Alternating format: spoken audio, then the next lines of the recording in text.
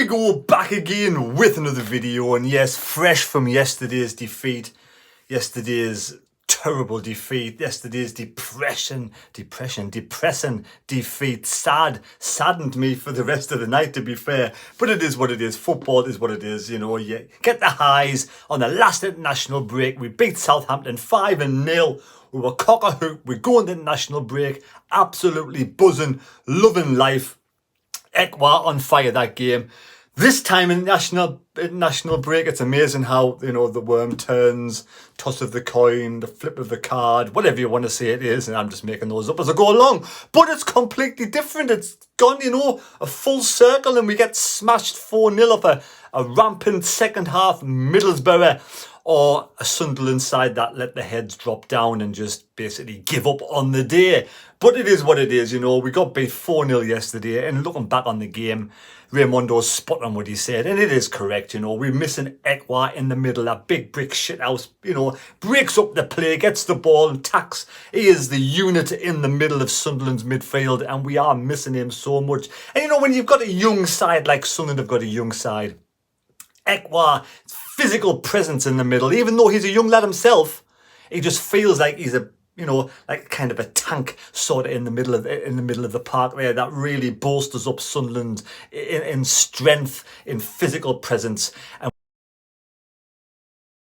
And without him, and without Pritchard as well, the experience of Alex Pritchard, the 30-year-old, really, you know, he's been playing great football this season. I think it's his best season as a Sunderland player, if not his best season as a player, full stop, for a long time. And he has looked sharp, fit, really up for most of the games. And it's typical of Sunderland, isn't it? We get the experienced players, and like Pritchard, who has been injury prone last few seasons, but seems to have really shook it off this season. And like I said, he looks at up for 90. When has he played 90 minutes in the past? He's played 90 minutes. But this video is about the season so far, and about the young kids at Sunderland, about can they win something at Sunderland. Remember Manchester United with those youngsters, they can't win anything. Somebody once said, you know, they can't win anything, but they went on. But they had the experienced, the backbone players in the side to help those youngsters along. Where yesterday, without Pritchard, without even, you know, to be fair, Bradley Dack, injured, experienced player, and we all thought he came in with an injury from Blackburn, got a couple of games under his belt, and now he's missing again. So for me, if Bradley Dack picks up another injury this season, we've got to cut ties and let him go. But Middlesbrough yesterday, I thought the first half, you know, was kind of 50-50, but also take away the Roberts opportunity, one or two little opportunities, and I thought Middlesbrough did create the better chances in the first half, did create the better lion's share of the play in the first half. And overall, looking over the first half, apart from the Dan Neil situation, I was kind of a little bit disappointed that we didn't really create many more chances and we didn't really score a goal in the first half. So I give Middlesbrough just that edge in the first half. And Dan Neil, you know what it is, he's a young lad. He got sent off last season, didn't he? Hopefully he'll learn. You know, if he did what he did, if he swore at the referee, and there are the new rules this season, you've got to be able to, you know, control yourself. And I know it's you know, it's a derby and players are going to be heated in the spur of the moment, but you still got to control yourself. You've got to be able to, you've got to be able to become a leader on the pitch. You know, I see Dan Neil at some point becoming that leader on the pitch, but he's got to wise up a little bit. You know, he's got to mature, and hopefully, I know sometimes you've got to take a step backwards to come forwards. This is a massive step backwards for Dan Neil, but I'm pretty confident and I'm sure the young lad will rise to the occasion, bounce back better than ever, and really sort of grow into the role and become a leader on the park. So, yeah, you know, everybody makes mistakes. Yes, it's his fault yesterday. I ain't going to blame the lad. I ain't going to sit here and slag off anybody. At the end of the day, what's happened's happened. We have to move on. I've come on here to chat about this, about the season so far and about the game yesterday. I'm not going to hide away. I'm not going to shy away and be depressed and cry in the corner of the room and sulk all weekend. You know, yesterday was yesterday. Today is a new day. We move on. We bounce back with the next away game. I think it is against Stoke, and we get over it. But we do need to have some experienced players on the park. And yesterday you could see at half-time what Tony Mowbray didn't work, bringing Ayush on the pitch. and taking off Burstow, whatever was going on yesterday just didn't work.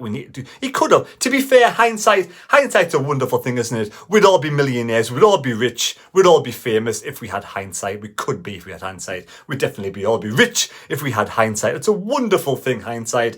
And yesterday, Tony Mowbray maybe should have done something different. Putting Triume on the left-hand side didn't work for me. Huggins as well, what a shame Huggins has been again. He was absolutely instrumental in Sunderland in the last couple of games, really coming to his own, and yesterday went off. So disappointing for the young lad. We seem to be getting injuries, a lot of injuries, and it's so disappointing he's gone off. But bringing Sleet on, moving Triume to the left-hand side for me didn't work. And like I said, hindsight's a wonderful thing. Maybe we should have brought Triantis on at half-time as well. Got three centre backs there, moved Luke O'Nien a little bit, and had a couple of wing backs. But yeah, it is what it is. Second half, we didn't perform, we didn't come out, we didn't do well. Again, Job in the middle, a young lad.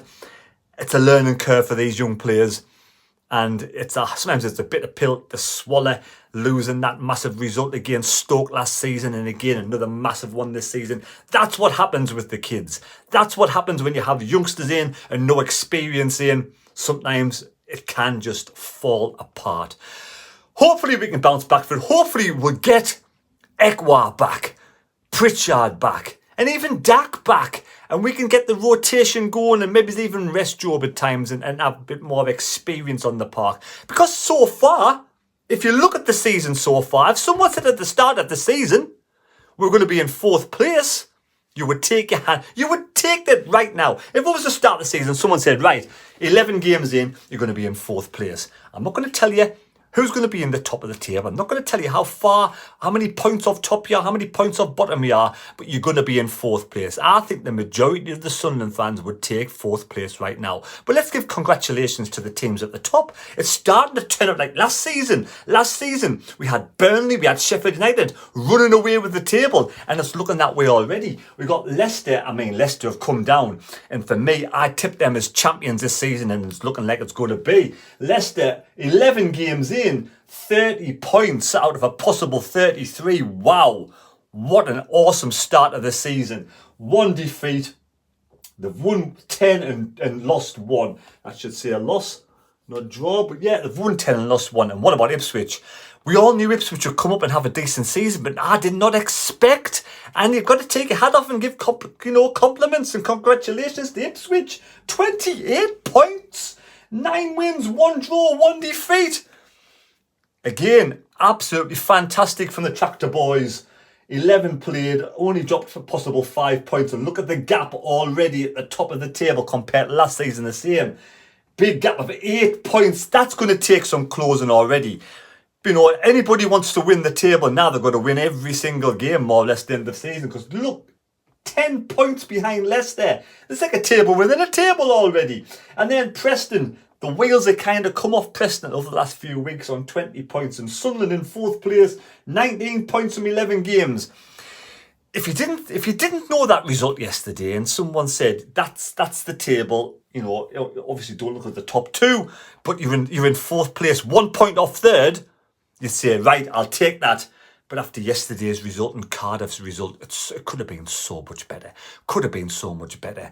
And it's a bitter pill to swallow. It's hard to take a defeat in whether it's a derby or a rivalry. It doesn't matter. A 4-0 drubbing at home is hard to take, regardless who it is. You walk away from the stadium like you want to make the stadium a fortress. Yesterday, Tony Mowbray, I think he got his tactics wrong. But at the end of the day, we're in 4th place. I ain't going to criticise the bloke. I think he'll probably know he got his tactics wrong. Hope he can learn from that, and hopefully the young players can learn from it. Hope the players' heads don't go down. Get Ekwa back, get Pritchard back. But then we look at Middlesbrough. 5 points off Sunderland. Look how close the table is. 16th to 4th, 4th to 16th. 5 points. Same as last season. Tighter. I'm not going to give a euphemism for that, but yes, very tight in the table, between the two teams. And those 10, 11, 12 sides, possibly Blackburn down in 17th. So Middlesbrough, You have to give congratulations to Middlesbrough yesterday. At the end of the day, you know, they won 4-0. They came out. They had to beat 10 men Sunderland. Just look at teams, you know, other teams that yesterday Spurs had 10 men. They won their game. You know, Liverpool were getting beat 1-0 against Newcastle with 10 men. They came back and won 2-1. So, end of the day, if you're down to 10 men, it's difficult, but it's not the end of the day. But we just went into our shell. The lads' heads went down and we didn't defend properly. We didn't probably do what Tony Mowbray wanted the team to do, and we got beat 4-0. It's a bit of pill. It's hard to take that. It is hard to take that in front of that big Middlesbrough crowd, you know, laughing and shouting above you. But you've got to get back. At the end of the day, life goes on, football goes on. We'll bounce back. We'll go probably down to Stoke for me, and we'll go and beat Stoke. So that is the table, you know. But on the same thing, we can't afford to lose any more games. A couple of more games, you drop round the table, drop right down the table. We have no, as far as I'm concerned, we've got no, you know, we're not going to get relegated. But can we win anything with the youngsters? What can we do with these youngsters? I can see what they're trying to do, trying to build a team around all these youngsters, embed the youngsters in, but we haven't really replaced Ross Stewart. We haven't got that experienced striker in. We're playing really without a striker still. We've got no striker scoring goals. Burstow cannot score a goal just yet. We've got Semedo, hasn't really been given an opportunity in the first team. He doesn't seem to be ready. And we've got a player coming back like Rushin, who hasn't had any game time, so he's really not fit enough. And whether or not he's good enough is the jury's out. We don't know. We don't know yet until he plays football. And then we have the other young lad, Miende. So we don't really have an out-and-out striker, somebody to put the ball in the back of the net. If we could get a striker who could score 20 goals in this league, we would be up there, I think, with the top two. That's the difference between Sunderland and obviously we need that experience in there as well. We need to have the likes of Ekwa and Pritchard fit throughout the majority of the season. So there we go. I still think we can make the playoffs this season. I really can. I do think, and I'm even going to say this now. Middlesbrough with a bad start, I think Middlesbrough can still make the playoffs. I think Middlesbrough will be in the top 4 at the end of the season. That's just the way I see it, in my personal opinion. Let me know down below in the comments, who are your top 6 this season? I did say Borough would get in the playoffs. I still believe it. I still think it'll be Leicester, Ipswich. I still think it'll be Sunderland. It'll be Borough and 2 more teams. I still fancy the likes of, you know, Southampton still to get up there, eventually after a run of form. Leeds still to push up there, eventually after a good run of form. You know, there's plenty of teams out there playing good football. But I still feel, and without being overconfident, I still think that we can make the playoffs this season. So it's about getting that. If comes the transfer window in January and like the Pritchard's getting injured all the time, like the Dax not you know, getting injured all the time, we will have to bring a couple of experienced players in. Simple as it. We really want to push to get into the playoffs and really go for the, you know, the promotion to the playoffs. It's never over to the fat lady sings. You know, we 8 points, 9 points of Ipswich. Anything can happen just yet. A good run of form together, you never know. But at the end of the day, after 11 games, this transfer, this international break, I'm happy. You know, at the end of the day, I could be sitting here going, I feel disappointed after yesterday's result, and I could sulk and I could cry about it, but I'm not going to. 4th place, I'm happy with this moment in time. Just bounce back. We play better away from home anyway, so we've got to get that home form going. We've got to find a way of getting that home form going like we do away from home. So there we go. Let me know in the comments down below. Are you happy with the start of the season?